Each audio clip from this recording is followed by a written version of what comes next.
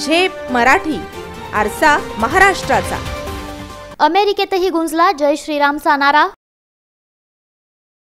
Milwaukee शहरात निघाली car rally. Maharashtra मंडळाच्या सदस्यांनी केला जल्लोष।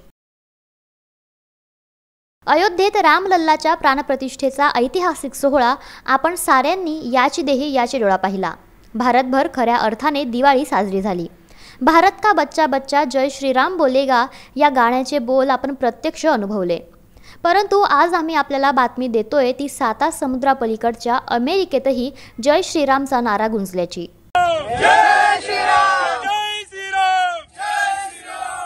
अमेरिकेतील विस्कॉन्सिन राज्यातील मिल्वॉकी शहरात भगवे ध्वज लावून श्रीरामाचा जयघोष करीत निघालेल्या कार रॅलीने साऱ्यांचेच लक्ष वेधले।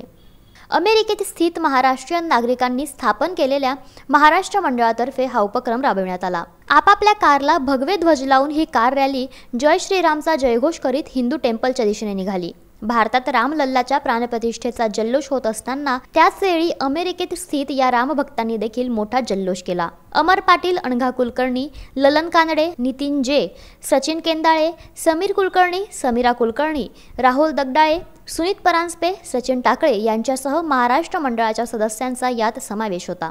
अमेरिकेतील वेगवेगळ्या राज्यांमध्ये स्थायिक झालेल्या भारतीय नागरिकांनी प्रभू रामचंद्रांच्या प्राणप्रतिष्ठेच्या या सोहळ्यानिमित्त फटाके फोडून आनंदोत्सव साजरा केला।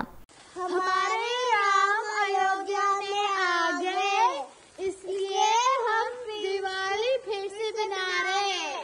जय श्री राम।